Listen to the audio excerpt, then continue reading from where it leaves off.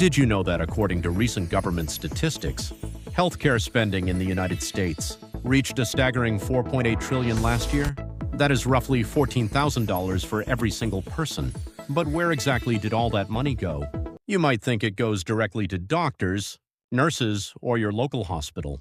But the reality is far more secretive and much more profitable for a select few.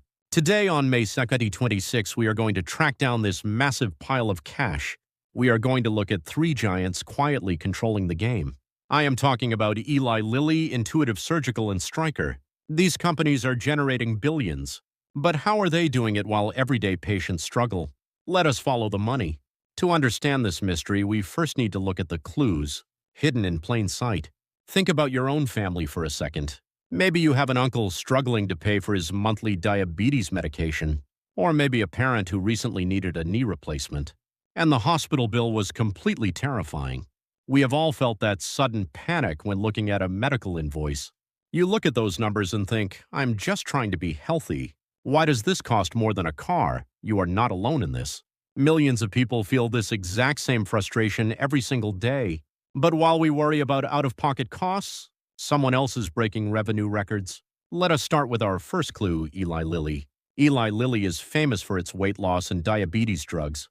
According to industry reports, their revenue jumped by roughly 20% in just 1 year. People are literally lining up for their treatments. Here we need to talk about a concept called price elasticity of demand. Price elasticity of demand simply means how much a change in price affects how much people buy something. If a luxury watch gets more expensive, people stop buying it. But if a life-saving drug gets more expensive, people will still find a way to pay for it. Healthcare is highly inelastic. This gives Eli Lilly incredible pricing power. Because of this power, investors are pouring money into their stock. This brings us to our next financial concept, PER. PER stands for price-to-earnings ratio. PER is simply how much you are paying for $1 of a company's profit. It shows if a stock is considered cheap or expensive. Right now, Eli Lilly trades at a historically high PER. Investors are willing to pay a massive premium because they know the money will keep flowing. But is it just about drugs? No. Let us look at the operating room for our second clue. This is where Intuitive Surgical comes in. Intuitive Surgical makes the Da Vinci surgical robot.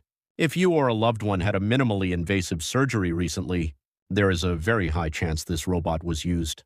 According to market data, Intuitive holds about a 70% market share in robotic surgery. They basically own the operating room. How did they achieve this? They built a massive economic moat.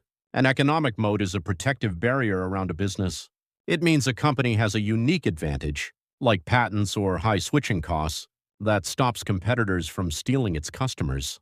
Once a hospital spends millions training its surgeons on the Da Vinci system, they are practically locked in. They cannot easily switch to a competitor. But there is an even deeper secret to their profit, and this is where the real money is made. It is called the razor and blade model. The razor and blade model is a business strategy where you sell a main item cheaply or just once, but make continuous huge profits. By forcing the customer to buy replacement parts constantly, Intuitive Surgical sells the robot once, but for every single surgery, the hospital must buy new robotic arms, new tools, and new software licenses from Intuitive. The robot is the razor. The surgical tools are the blades. This creates an endless stream of recurring revenue. But wait, what happens after the surgery? This brings us to our third clue, Stryker. Stryker dominates the world of orthopedic implants like fake knees and hips. As the population ages, demand for Stryker's products is exploding. Let us look at a financial metric called ROE to understand their success. ROE stands for return on equity. ROE measures how efficiently a company uses investors' money to generate profit. It is like looking at the interest rate on a savings account, but for a whole business. Stryker consistently posts a very high ROE, often around 20%. This means for every dollar investors put in, Stryker efficiently turns it into 20 cents of pure profit. They do this through relentless innovation and acquiring smaller companies. So we have the drugs, the robots, and the implants. But how does this affect the money leaving your wallet? Let us break down a real-world scenario. Imagine a patient receives a robotic joint replacement surgery. The total bill sent to the insurance company is about $30,000. Let us track this money step by step. First, about $3,000 goes to the actual raw materials for the implant and basic surgical supplies. Next, $10,000 goes to labor, paying the surgeon, the anesthesiologist, and the nursing staff. Then $6,000 is swallowed by administrative fees, insurance processing, and hospital overhead. Now here is the kicker. About $7,000 goes straight to companies like Stryker for the implant and Intuitive, surgical for the robotic tool usage and maintenance fees. After paying about $3,000 in various local and state taxes, what is left? Ultimately, out of a massive $30,000 bill, the local hospital's actual net profit is barely $1,000.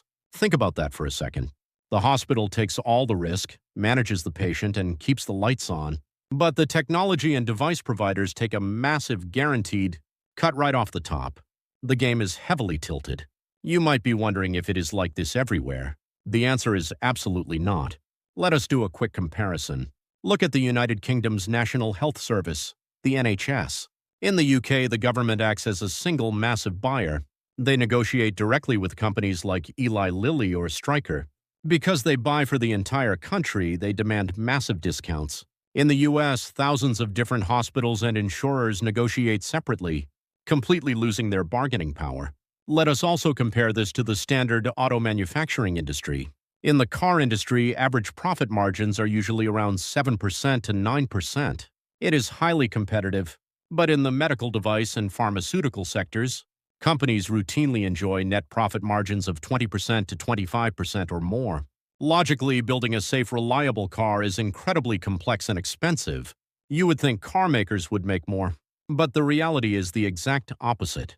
Because healthcare is a matter of life and death, the normal rules of competition and pricing completely disappear. The patient is effectively a captive audience. So what happens next? Are we trapped in this system forever? Not necessarily. As we look ahead through 2026 and beyond, the landscape is shifting. First, we are seeing the rise of AI in drug discovery. This could drastically lower the research and development costs for companies like Eli Lilly, potentially bringing drug prices down if the market demands it. Second, many early patents for surgical robots are expiring. This patent cliff will allow cheaper competitors to enter the market, challenging Intuitive Surgical's monopoly. To fix this structural imbalance, we need clear solutions.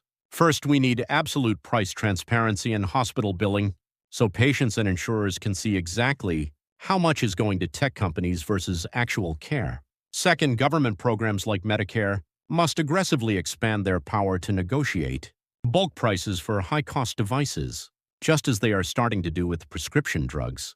This is the only way to level the playing field. Now, I want to hear from you. Between Eli Lilly's drugs, Intuitive's robots, and Stryker's implants, which technology do you think will be the most essential for our aging society in the next 10 years? Let me know your thoughts in the comments below.